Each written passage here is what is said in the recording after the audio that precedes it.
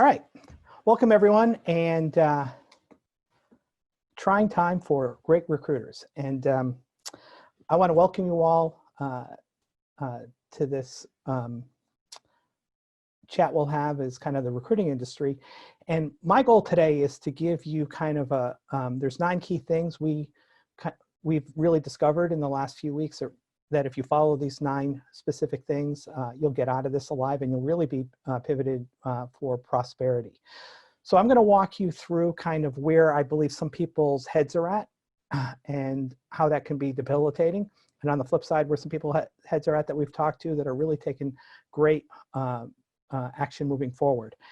And we have a lot of new people here. So for those of you who don't know me,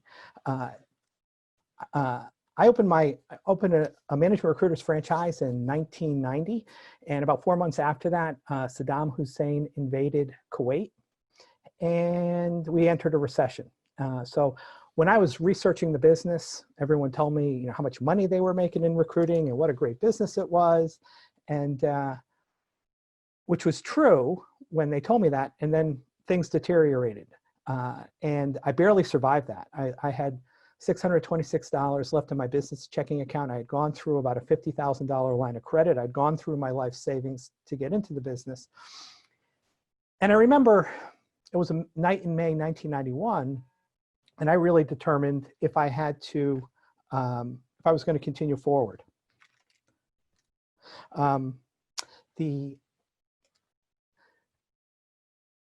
And what I did was, and this is, I haven't told this part of the story if you've been around me for a while, because I think it's really relevant now. And I don't know if it was just divine intervention. I remember going, if I continue to think about how bad it is, which is what I had done the previous few months, which is what got me into that cash flow situation, I'm going to go out of business. I'm not only going to go out of business, I'm going to be $150,000 in debt. So I had taken out some, well, I still work for Motorola. I'd taken out some credit cards with about probably a $20,000 or $25,000 line of credit at, really low 23, 25% interest rates. And I remember, well, I took them out in case of emergency. This is an emergency, right? But what I did was I put in I created a series of manila folders by week of what I would do to mitigate my situation if I didn't hit my targets, meaning lay off my admin, lay off or fire some recruiters. I was stuck in a lease. I could probably negotiate, but I forgot even what they were. I wrote down a series of actions so that I could make the $25,000 I had left on credit cards last me 6 months. And I go, I know I can get out of this in 6 months. I didn't need 6 months, but I knew worst case scenario, I could get out of this 6 months. And each manila folder had a 1 page in it with a series of actions. And I put them in my desk drawer, and I never looked at them again, because the first week I hit the target, the second week I made a placement. And about 30 days later, I never even opened those folders. I took them out and I walked them out to the dumpster. And the reason I'm sharing that level of the story right now is I've been talking to 3 or 4 people a day, and our clients, for the most part, have their heads on straight and are really looking for a path out. But when I get into some stinking thinking, I see people, going to kind of like a point of going through a hyperloop of fear and end of the world type scenarios. And what I did with that scenario, like I said before, was I had a strategy. I never wanted to think about it because it was already thought out. But what I wanted to do was focus on, here's the things I need to do, which is I'm going to share with you a highly revised version of that, because in 1991, I didn't know 90% of what I know now. And I share that story simply because if you're sitting here and you're watching or listening today, and you're focused on business not coming back, or the fact that you think no one's hiring, which is absolutely not true. We have metrics on, I'm going to share a little bit later. Tons of people are hiring. We have clients getting retainers in this environment. In types of companies you would think would be shut down, parts of their company are shut down. So what I'm going to do here really quick is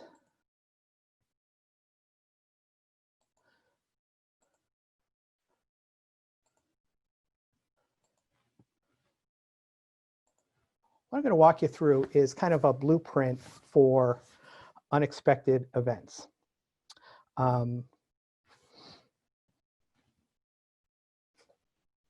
So right now, I think we can agree that over the next few months, if you can stabilize your operation, work on quality openings, and assured you'll exit this okay and be really pivoted to thrive, those would be pretty good outcomes based on this current environment.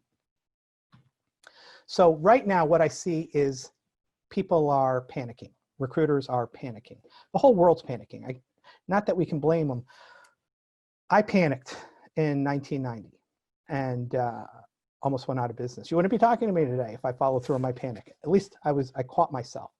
And what happens when you're in panic mode, from a standpoint of stabilizing your operation, it becomes a self-fulfilling prophecy. Why bother calling anyone? No one's hiring right now. And people in this mode probably have no openings or have openings that have been canceled. And they have no plan for the current market. I apologize, that doesn't come all the way through on the screen. No plan for the current market. And what's connotated by this mode in panic is paralysis.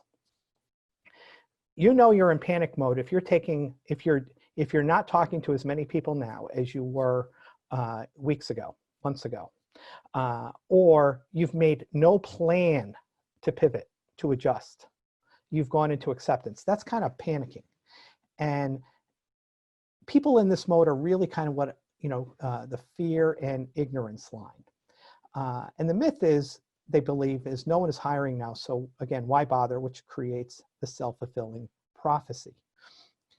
And the truth is, companies are hiring. We have a group of clients that we've been crowdsourcing data for the last couple of weeks. And again, I'll share those metrics with you later. The metric has not, it's changed, but it hasn't, you'll be surprised to what it's changed to. It's not that significant. And people in this mode are worried.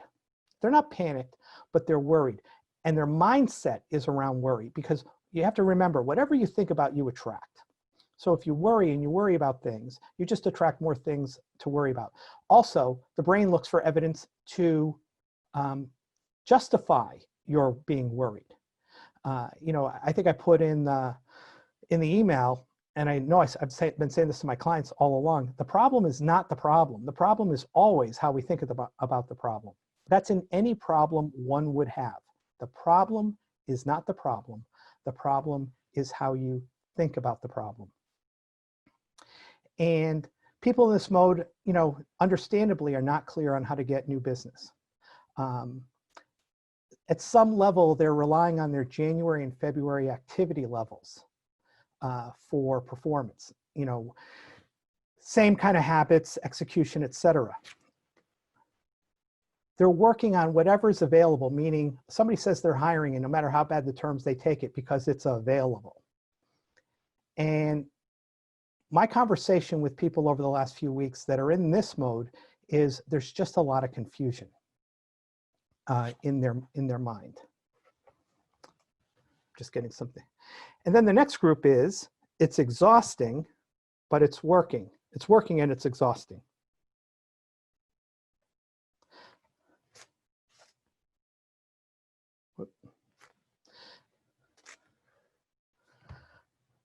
And what's connotated in this area is people understand that this is an event and it will pass. Working on quality assignments and daily or weekly written plans. They're making placements. We've had a lot of placements made over the last few weeks, offers being queued up by our clients. So just within our world at Recruiter U, we're collecting data. And we're seeing hiring freezes, we're seeing offers being withheld, but we're seeing people make placements, we're seeing people get replacements. And a lot of our clients are working in this area, and our goal, and some of them are like, it's almost like good enough, survival is good enough. And I'm not saying it's not, but there is another level. Because the myth here is people are like, let me just wait it out. They're doing more, but they're in a mode of wait it out. And what's possible, if you switch your thinking, because again, the problem is never the problem is how you think about the problem.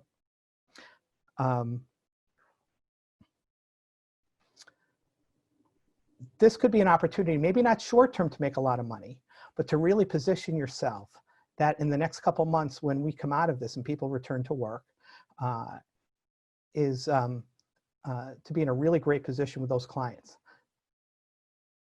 And from a standpoint of stabilizing their operation, they're getting clear on the new metrics in this economy. And again, I'm going to share a couple of those with you later.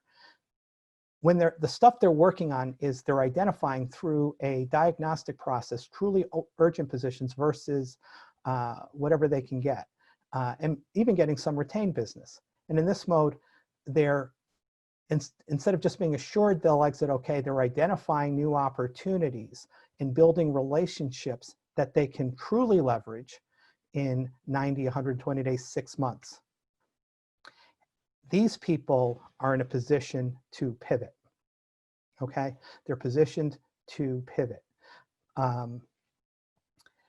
So this is kind of like, you know, I've been on the phone phone or Zoom meetings with no fewer 5 clients a day, some of our group stuff, dozens of people. And so when I put this together, this is based on kind of what I remember what I went through going through this and what I'm seeing people doing now, especially when they're, we're kind of coaching them through this a little bit. So what I want to do now is,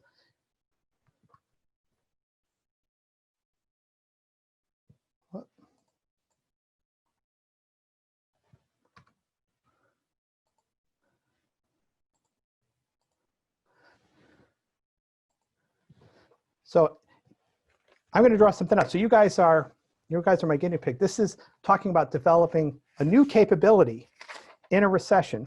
I'm going to walk you through what an opportunity is and how to really start to possibly be thinking about things. All right, so here's what I know. Whoop.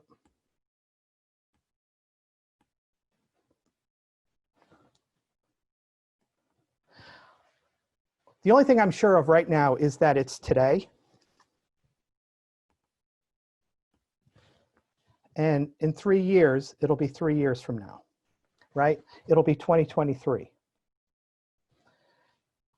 That's the only sure thing that we have. So those are the kind of the certainties.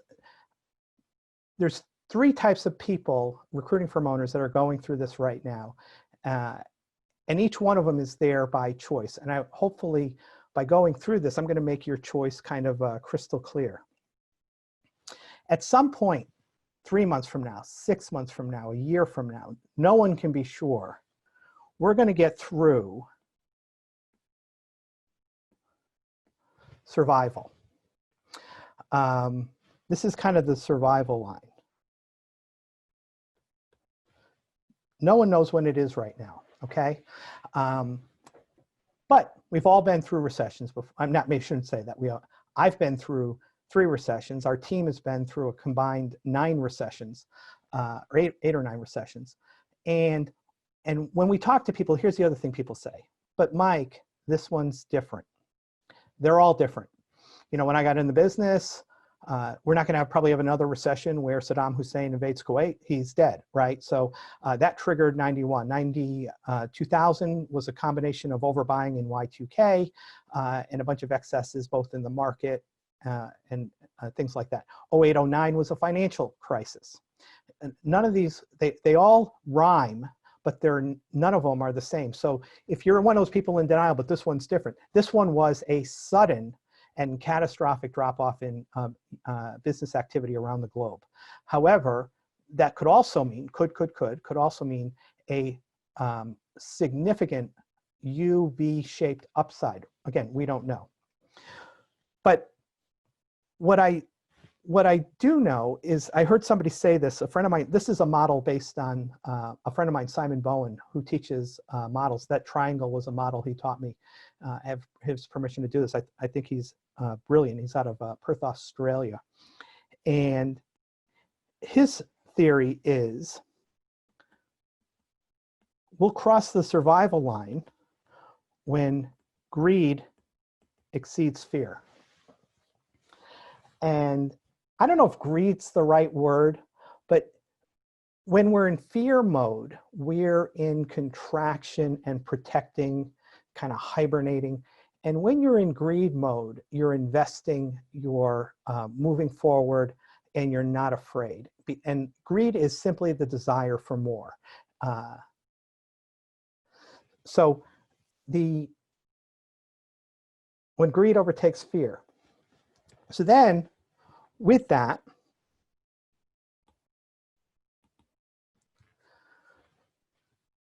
there's a group of owners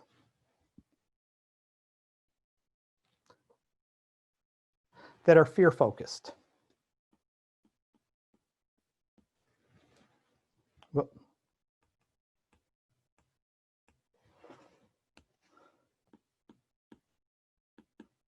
let me go to a thinner pen.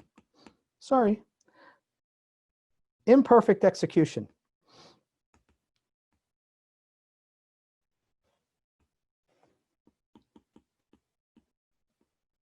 Fear focused. And they tend to freeze.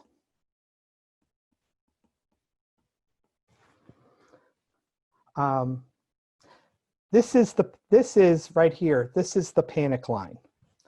And you can see before they're probably, the people in fear and freeze mode, they're not going to make it to survival.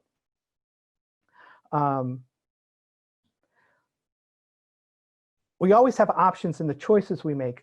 And I have some sadness that some of us will end up on that freeze line, and that didn't have to. You know, and I've talked to some people, and they're almost like in the end of a world mode, and talking about trying to get out of their leases and everything like that. They'd already built up, they already made so many investments to build their business. Now, I'm not being Pollyannish either. This is not the time to keep deadwood on your team. This is not time to keep people that won't step up in your business, right? This is the time, you know, if you have people that aren't producing and you're a firm owner, is give them very clear high metrics. And I'll give you some ideas on these a little bit later in this. And you know, if they're not going to row the boat with you, and I was having a conversation with another client before I did this, and I'm like, you know, X amount of activity is you're rowing the boat with us. One unit less than that is you're taking on water. And if you're taking water on the boat, we got to get rid of you. So it's going to be your choice. Here's the line of success, and here's the line of failure. And then the next line is there's owners, I call it the flight line. Flight. And they're going to kind of go like this. And what will happen on the flight line, these people are focused on, you know, they're looking to get by. They're hoarding cash, focused on cutting. And a lot of our expenses in recruiting, you know, we don't run big machines. We have some subscriptions. One placement pays most of a lot of firms, small firms overhead outside of their people. And if your people are arranging interviews, they're generating cash. You know, that's kind of what we've done to calm people down. If you're a solo operator and you're generating interviews every week, you're generating cash. But they want to hibernate. And in 3 years, they'll be the same or worse than they are now. Okay. But by the way, can you all see why, you know, in Catholic grammar school, I got D's in handwriting? You're probably wondering why they're not F's. This is even better than it was back then. But again, you'll be 2 or 3 years out, you'll have crossed the survival line, and you'll be the same or worse as you are now. And it doesn't have to be that way. Hibernators, people on the flight line, want to stay low.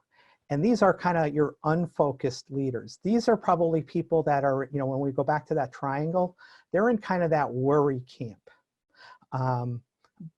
They're not in that it's working and it's exhausting mode. They're in that worry camp. and the people in fear and freeze mode are kind of, if you look at that triangle, kind of in the panic mode. A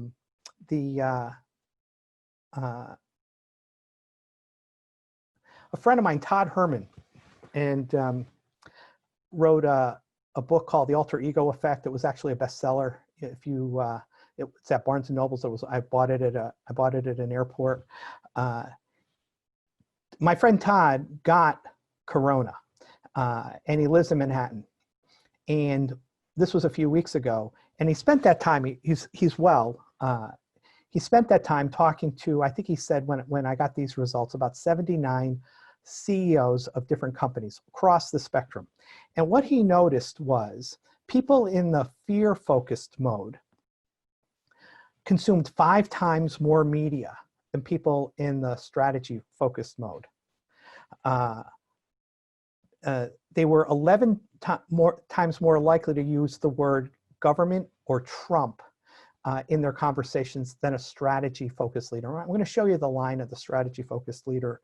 7 times more to use the word corona, 5 times more likely to talk about it feeling bad, 13 times using negative words like struggle, hard, and difficult. The unfocused leader, which is kind of like the yellow flight line, was consumes 3 times more media than the strategy-focused leader. 6 times was used 6 times the languaging around government, the word government or Trump. 4 times talked about corona or virus, and 6 times talked about it being feeling bad, and 6 times again using negative pointing words like struggle, hard, and difficult. And that's an average between the 2 groups of 9 times more negativity than this group I'm about to talk about, because there is a green line.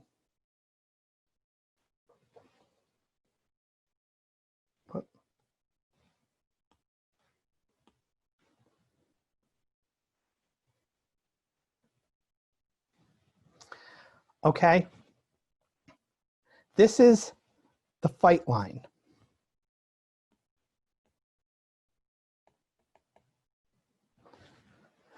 People in this group, and a large section I'm proud of our clients, are in fight mode. This is the strategy-focused leader. The green line is positioning him or herself for the period after, and they're using words now like, according to Todd, building, and this is a period of foundation. We're going to hit this tipping point someday. Again, is it 3 months, 6 months, a year out? We don't know. But what we do know is that right now, all these lines are pretty close. And right now, if you went into any one of these firms, because we're kind of, still toward the beginning of this, is they're all in the same spot, and it feels like the same environment in all 3 of these environments, but each one of these are taking distinctly different actions now. And this tipping point over here represents kind of an interesting opportunity, because for these people, it's a foundation. And it's an opportunity. And what they see is that after we hit the survival line, there's going to be a massive push for talent, resources, buying. Again, I'm not sure how quickly people will rush out to restaurants or anything like that. I think that's going to determine on is there a antidote to curing it if you get it? Is there a vaccine in place to prevent it? Again, we don't know that right now. But what we do know is that you are all in a position to choose which line you go on. Half of it, if not 80%, is how you think about it. You know, I know how I thought about my first two recessions, 91 and 01. I was in the first one, I was in 91, I was in fear and freeze. And after I had that day, I adjusted upward before I crashed. But I was pretty close. There was literally inches between that and me going out of business. I mean, I had gone through my line of credit. I pivoted. But because I waited so long to pivot, it was hard. And I think in 01, I was here. What? Sorry about that.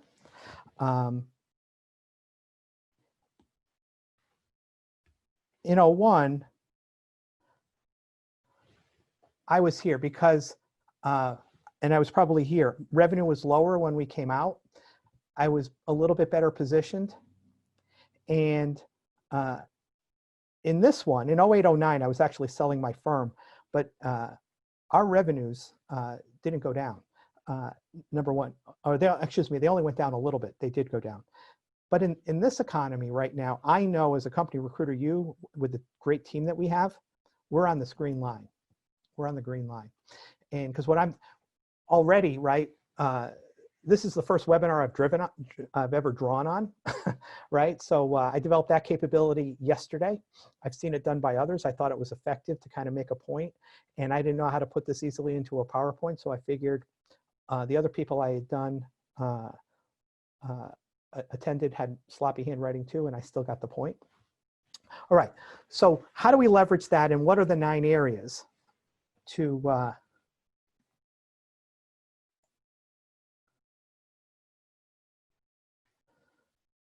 pivot you forward? Let me go back to this.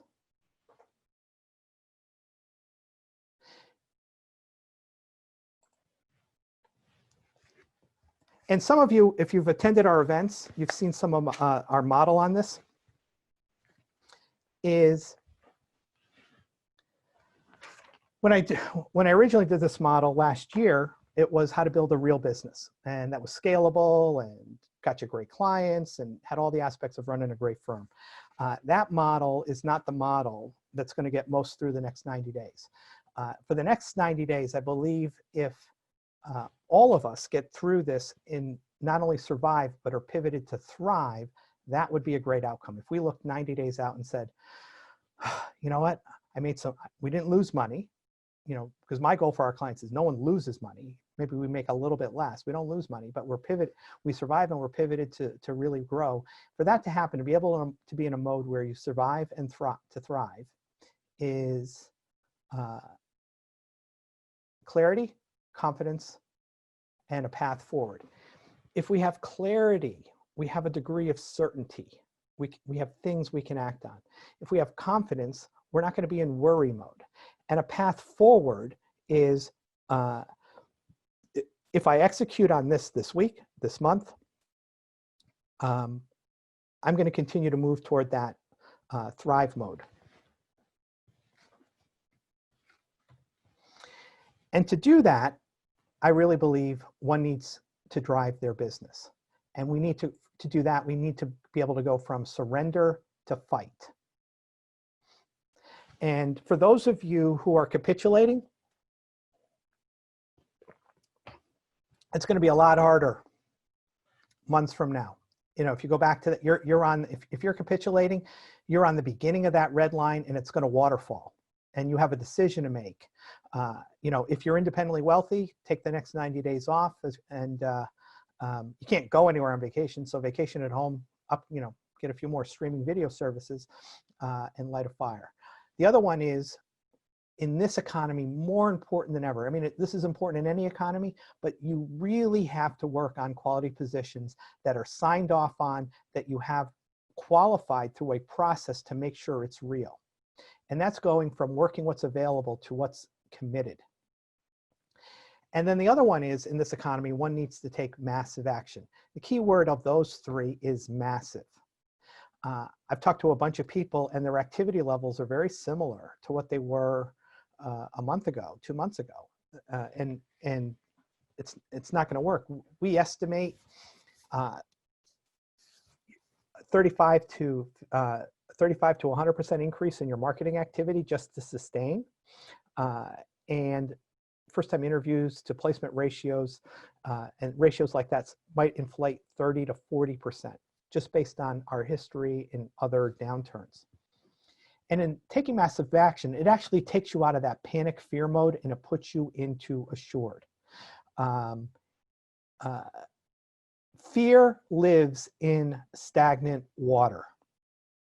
So when you're not taking action, you're probably like one of those people that when Todd did his research, are 7 times more likely to be consuming media, and you're watching, depending on which network you're watching, they have the freaking, rolling chart of new cases and deaths, and it's all horrible. It's all horrible. I truly believe our part in this economy is to give on in our community any way we can, number one, of course, and number two, to contribute to the economy with our own productivity.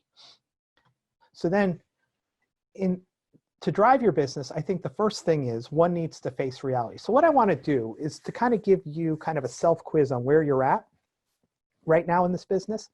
And I'm going to talk about a question. I'm going to give you 2 scenarios. And I want you to rate yourself on a spectrum of 1 to 10. You're the sole judge and jury, but this will kind of show you where you're at. So you're a 1, so 10 would be, and I'll give you the definitions. 10 is the high end of the scale, 1 is the low end of the scale. You're a 1 through 4, say, if you're freaked out by this virus thing and you're too scared to call anyone. So you're lying low with hopes that it will all blow over before your cash runs out. And if you're somewhere in that spectrum, you're a 1 through 4. You're an 8, 9, or 10 if you know that situations always change and businesses change to keep up. You are proactively reaching out to significantly more companies than you did early in the year to understand their current reality so you can help them find who they need right now. So that would be an 8, 9, or 10, and a 5, 6, or 7 would be somewhere in the middle. So just give yourself a number, just like write 9 areas, just write a score. The second one is Recruiter GPS. So Recruiter GPS is kind of our term. And it's metrics are going to guide you through this. Metrics guide you through any economy, but more so than ever. Metrics are part of what gives you confidence and clarity. And clarity, remember when I talked about clarity, I talked about certainty. You're a 1 through 4 if you believe this is such an uncertain time that there's not a way to predict that you can or should do now. You'll do what you can and then look back and see what you're going to what you've got to show for it. You don't know key metrics like job orders, first-time interviews, interview to placement, and you don't have those in writing. You're an 8, 9, or 10 is you've tracked your metrics in writing in the past, and you know your historic ratios for first-time interview to placement, submitting resumes to first-time interviews, conversations to first-time interviews, marketing conversations to job orders, and job orders to placement. Those are all down. And you've already increased your activity level in all categories by at least 35%, and you'll track current numbers to stay on course, making first-time interviews and job orders your top priority. So that's an 8, 9, or 10 if you're in that category. 1 through 4 in the other one. Somewhere in the middle, again, all progress starts with telling the truth. No one else is going to see this. We're not going to collect your scores. And the last area in this area, to be able to drive your business effectively, to jump out of surrender to fight mode. Because remember, fight is what that green line is you're a 1 through 4 if you're waiting to see who calls you about what they have open, so you don't know how your day will unfold or what you will or won't accomplish. Today's to-do list is a function of who calls or emails you and the latest virus updates. You're largely in reaction mode to what's coming in. you're an 8, 9, or 10 is you know your activity level must go up during this time. So your daily plan is based upon your KPIs and metrics so that you are performing on a daily basis to your targets. You make course corrections based on today's results and adjust your plan for tomorrow accordingly. So that would be an 8, 9, or 10. So just write down your score.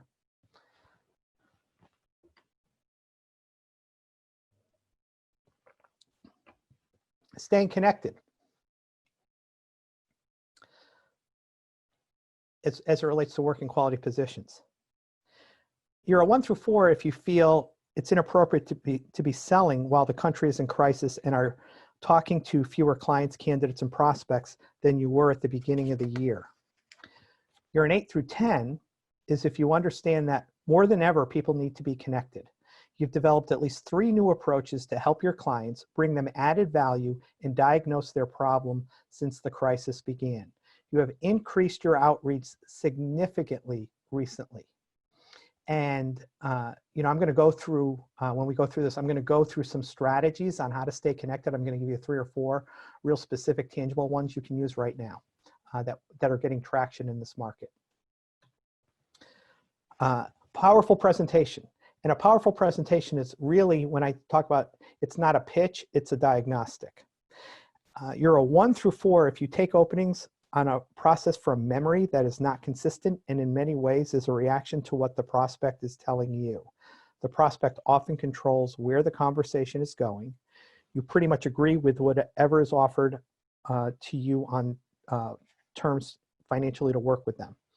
You're an 8, 9, or 10 is if you have a clearly defined search assignment form for taking searches and a very powerful step-by-step process that yields either retained searches or exclusive contingency at, even in this market, 25% or higher fees, or at the very least, like I said, exclusive contingency, and you've got a process that defines urgency and if the opening is real. You also have a defined process for, this is what tells you if it's a quality position, for interview schedules, feedback loops before the interview, after the interview, ideally making the offer yourself to the candidate. You have a process for pre-closing candidates. That's all about, this is how you avoid, like in a good economy, we had a lot of people losing offers. And a lot of times when I went to their process, they didn't have that process piece at the end. So you're an 8, 9, or 10 if you have all of that in place. And the last area under working quality positions is one needs to test often. You take the job order, you're a 1 through 4 is if you take a job order, you agree to submit resumes to human resources, internal recruiters without a defined verbal feedback loop, and are often surprised when you don't get feedback or the position disappears. You're an 8, 9, or 10 in this area if you constantly test the client's motive. You're convinced because the client expressed very specific consequences of the position remaining open. Here's the key when you test is, what happens if you don't fill this? What role, what things don't get done at your company? And one needs to listen as an 8, 9, or 10. One needs to listen for not only the words, but the tone. So again, you're an 8, 9, or 10 is if you constantly test the client's motive. You were convinced because the client expressed very specific consequences of the position remaining open. Part of your process includes a defined time to speak again with the client within 72 hours of taking the search.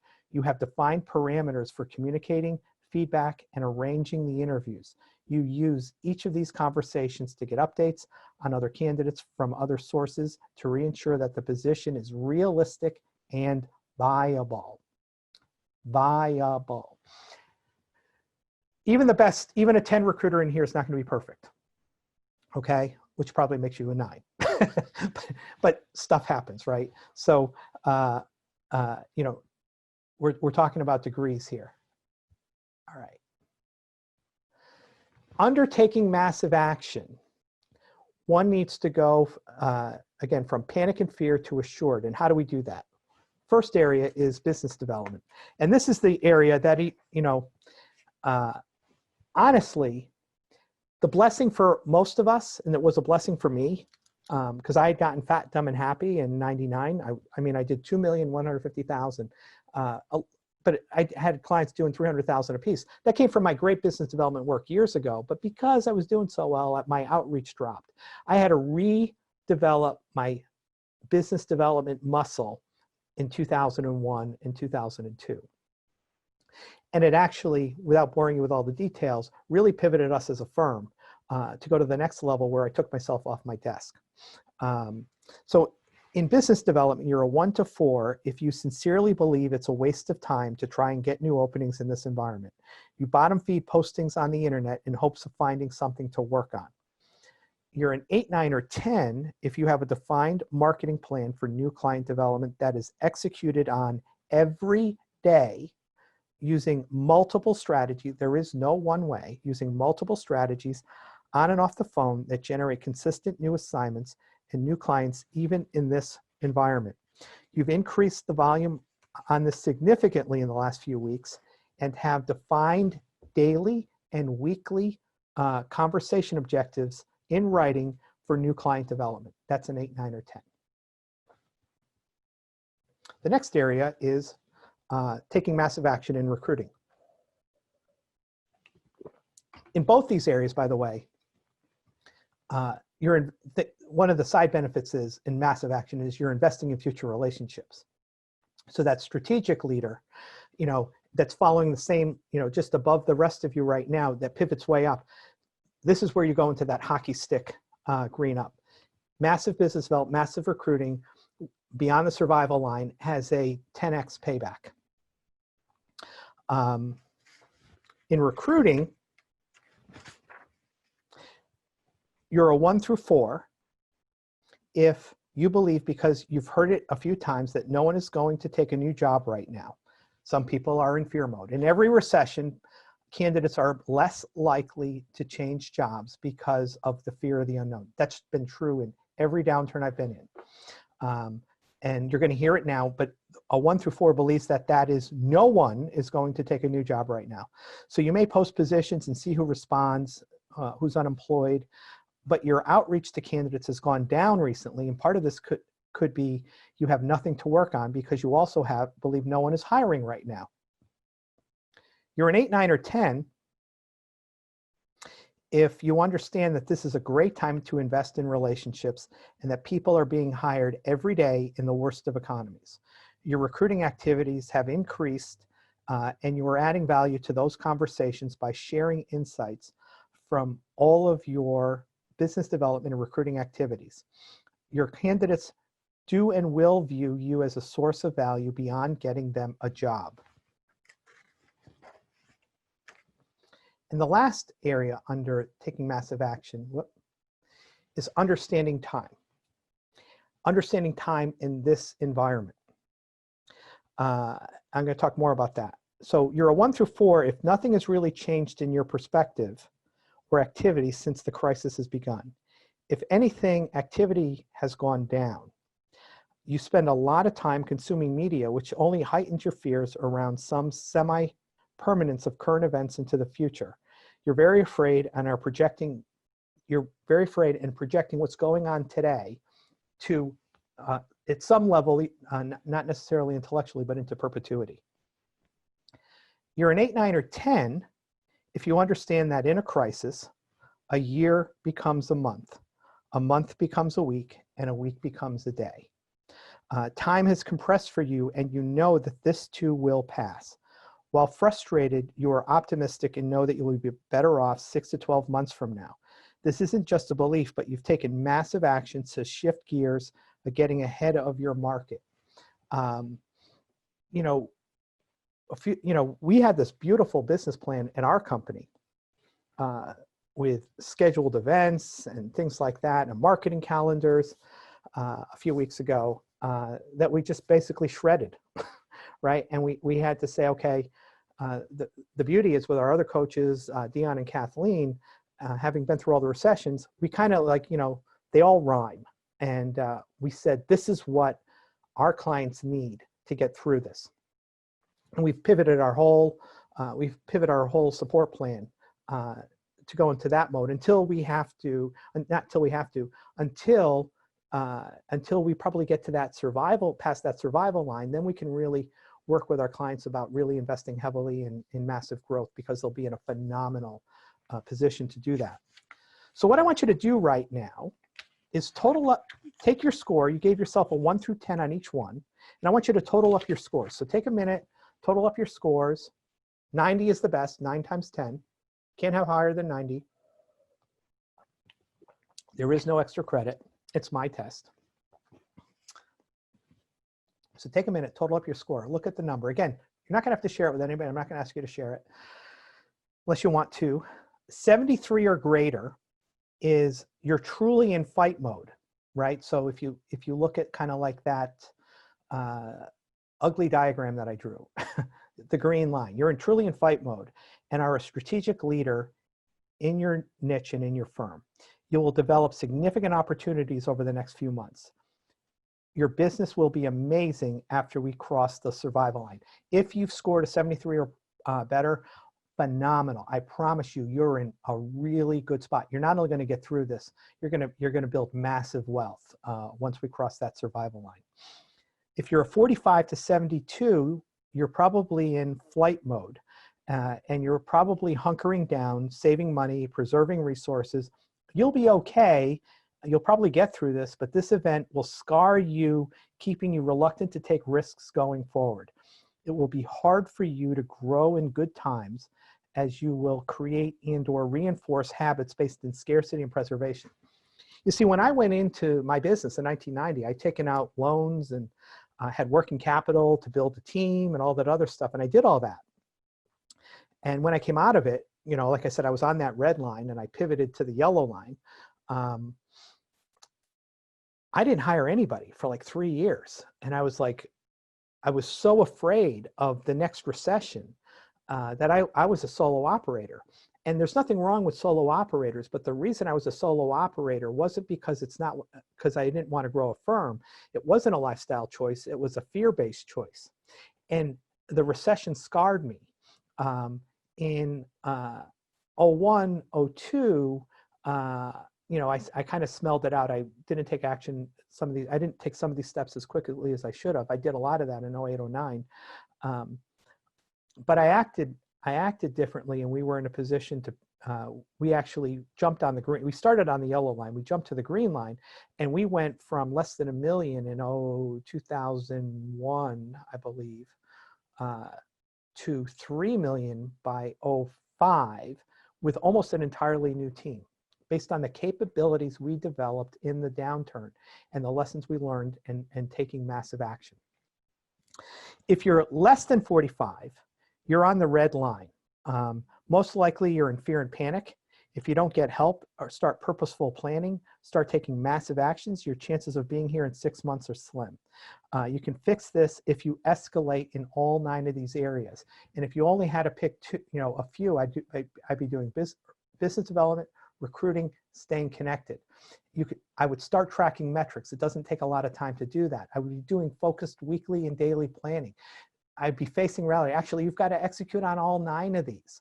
But these are the areas over here where one needs to take massive action.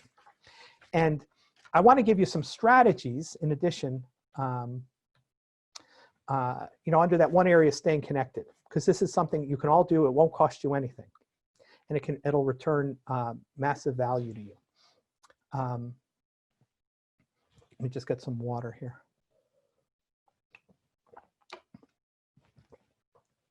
Staying connected. I would be calling all companies that I made a placement with and or took a job order from in the last 24 months. Those are people you have some form of relationship with. And don't just talk about open recs. Ask them, there's a bunch of key areas that we're teaching our clients right now to ask very strategic questions about how they're dealing with this, how they're taking care of their staffs. What is there anything you can do? Is there any data points that they would find helpful in running their business? And, where do you foresee needing help with talent? That would be like at the tail end of the call. One of the things we're teaching our clients right now, they've already started. I've already got 3 great examples: executive roundtables via Zoom with no more than 8 to 10 hiring managers, really where you facilitate a group of people in your niche these should take an hour to no longer than an hour and 15 minutes. And it shouldn't be in a round table. It shouldn't be more than 8 to 10 using Zoom. Zoom is available. It's a bargain for $15 a month for the version you would need to do this. And if you're not connected with Zoom right now, the pivot in this economy is this is going to be a way to do business going forward. So I would be learning. It's a simple platform, but I'd be making it part of my everyday business.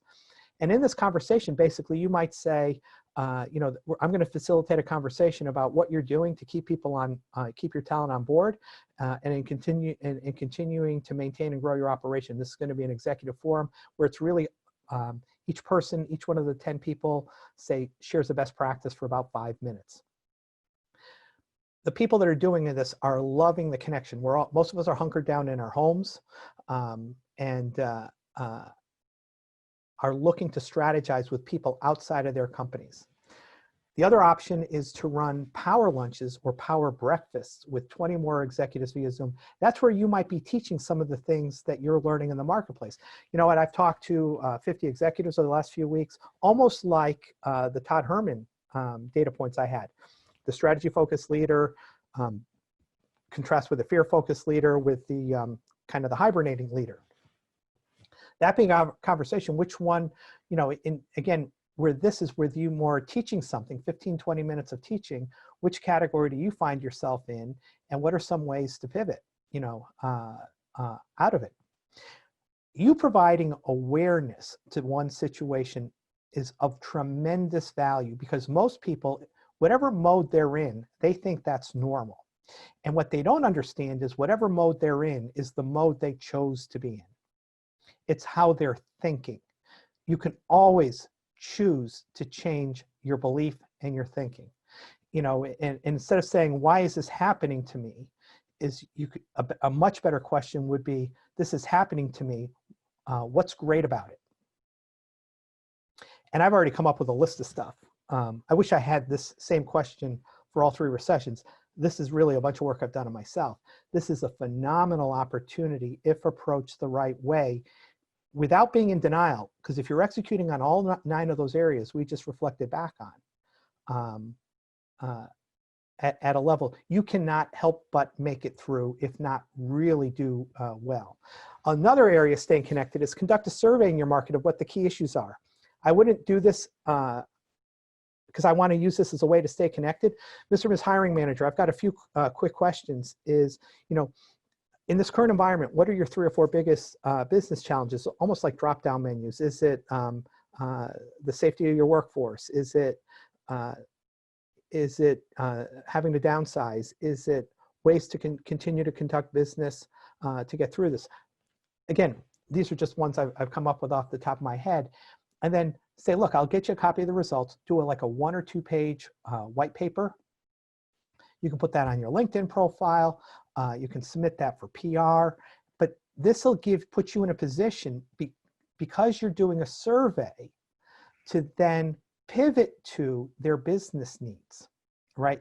So these are some areas that most people, you know, they're still stuck in, hey, you know, do you have any openings that you need help on filling? That's a red line conversation, okay? That's a red line conversation. So, let me go over to questions. I've got quite a few. Hi, Leslie. Greg, I'm reading Q2 unemployment will approach 30%, assuming it does not completely collapse the recruiting industry. What do you think will happen? I'm seeing, here's what we're seeing, Greg. It's a great question.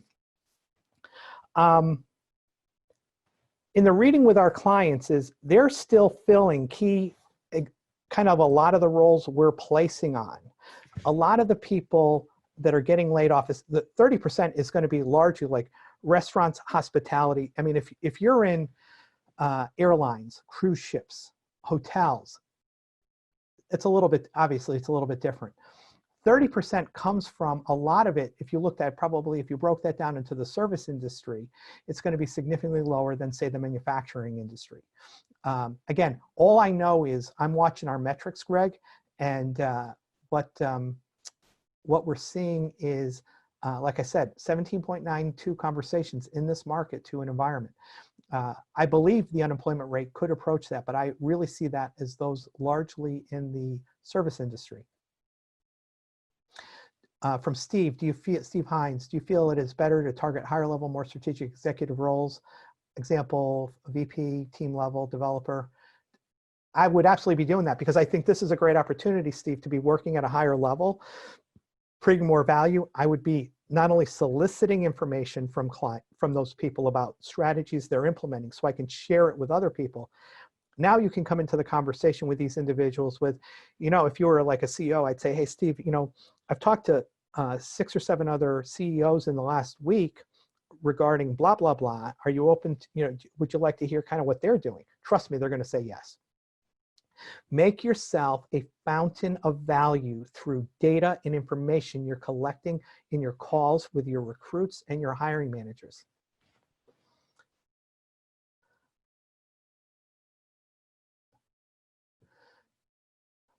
Robert, completely agree, but how best to market and not now put forth the impression that one is not an ambulance chaser or distasteful. Kind of like what I said to Steve, you've got to bring tremendous value. Hiring surveys, executive roundtables. By the way, we're within the program, we're going to teach you how to run. I didn't have time because it takes about an hour, how to run a really good executive roundtable and power lunch. We've got templates for that for our clients on like little guidebooks on how to put these together, how to invite the people the right way, how to set it up the right way. Ian, what are your tips for qualifying the vacancy?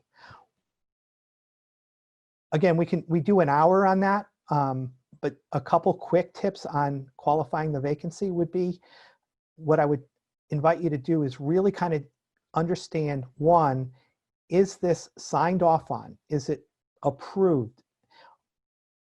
Have they had meetings about eliminating it or postponing it? And then what are the consequences if 3 months from now, 4 months from now happens and you don't fill this job? I'd be really reluctant to work without some form of deposit or real assurance on a new position versus a replacement position. Replacement positions always, in any economy, have more urgency. I'd be really skeptical on new positions. I'd really even push to try to get a deposit for that.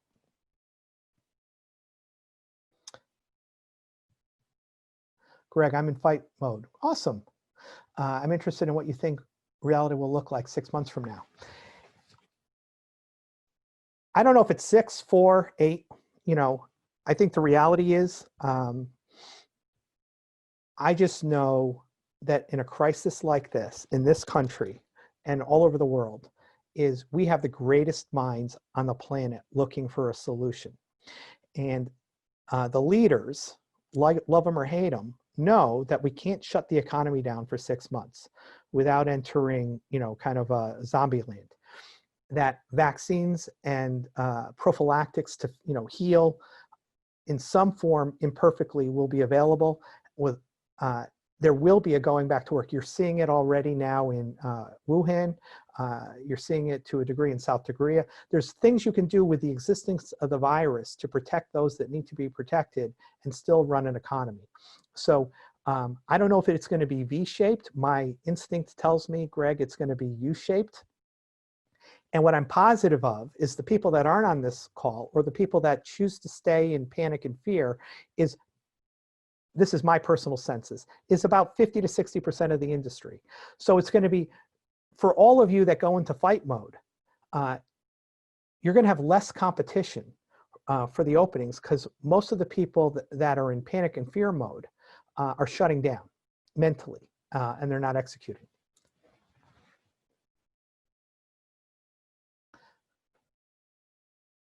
Oh, Andy, nice to see you too. I haven't seen you, but see that you're here. I'm glad you're here. Have you recorded this so we can review it? Yes, I did. You should all be getting an email with that the next day or two. I'm just looking, it's 1:15. I'm going to hang out for a couple more questions. There's over 30, so I'm trying to get to the ones that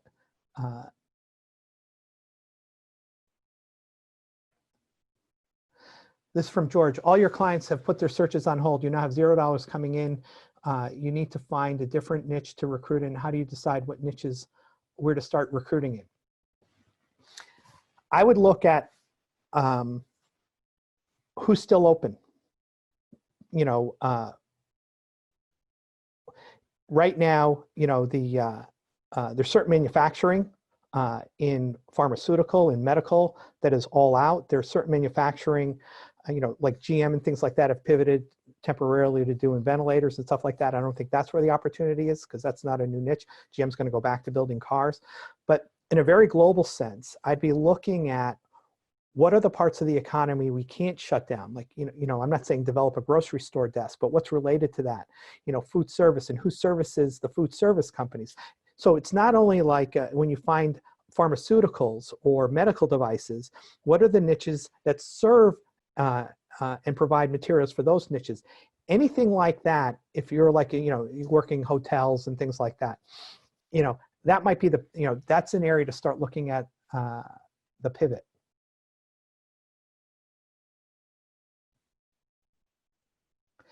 How do I frame a call or email that acknowledges the recession but doesn't sound like I'm pushing for business now? You want to sound like you're pushing for business now. Hopefully they're pushing for business now. But the thing is, when you're pushing for business, change your thought and language. By helping them find and identify talent that they know they need, you're providing value. And I'm talking about, this is what we're going to cover in the course. This is why executive roundtable, power lunches, that our clients are doing this. The feedback we're getting is they love these things. So what I would be looking at is, how do I provide significantly more value, data, information, ideas? Be a thought leader in your niche. Start studying. Maybe, you know, instead of consuming media around a virus, consuming media about, you know, start Googling what are the most forward-thinking companies doing right now to continue operations? How do you run remote team meetings? And start, you know, start then asking people that you're talking to about that, and go, hey, you know what, when you look at your team, where you need help right now with some of the best and brightest, what type of talent do you need to be kept aware of to be able to get through this, to really be positioned to move forward? If you think you're pushing for business and that's unethical, that's simply how you're thinking. Here, right now, I'm pushing all of you to invest $597 a month, knowing that those of you that enroll, that actually follow through and do the work with us, that we're going to make you $40,000, $50,000, $60,000 in revenue, or even keep you alive, right? Now, the promise I always make when I talk about our coaching programs is we bring 100% of our 50%. Right now, I think we're bringing 200% of our 50%. And my team has stepped up in ways I'm so proud of all of them. We're providing significantly more value outside of the bounds of what we agreed to.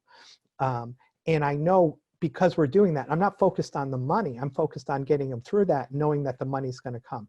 Here, I put together something that is kind of like, you know, a stimulus package with all the bonuses, that if you use this as a life raft and you jump on it and you row, meaning you don't just sit in the life raft, you row, that this $600 a month is going to generate a placement or more per month, providing you do the work that you would on your own. Meaning, yeah, I'm selling you something, but you're going to get a 20, 30, 40 to 1 ROI, depending on your level of contribution.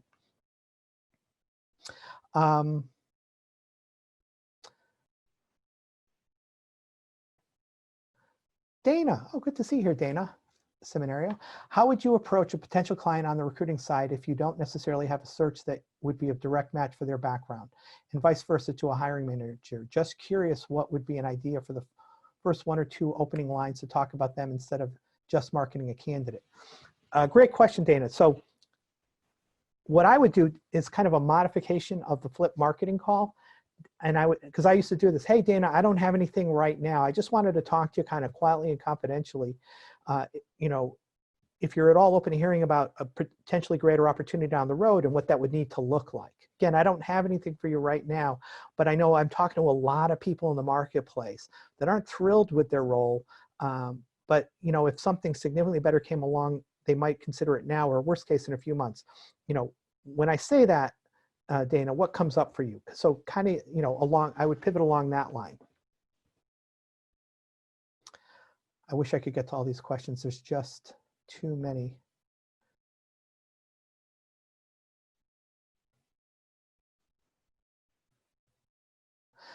Denise, I'm thinking of the phrase problems deferred are still problems and will still be there.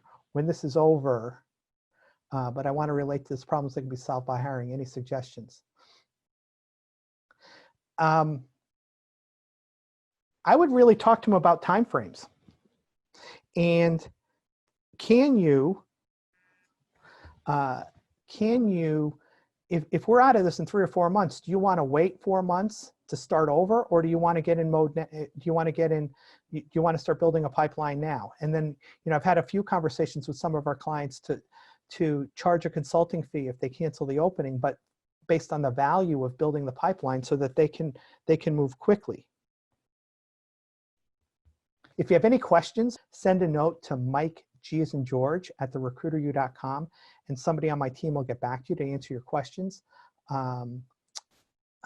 That's Mike, G at therecruiteru.com, or you can call Priscilla at 860-200-7153. That's 860-200-7153. I'm just going to go over to chat real quick. Thank you.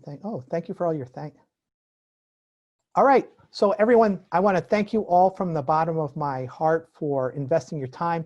I challenge you to jump on the green line, because right now, if you remember, all those 3 lines, the red, the yellow, and the green, are still close. And take advantage of that and begin to execute. And for those who have enrolled, and I know quite a few of you have, we're going to take really, really, really good care of you. Bye now.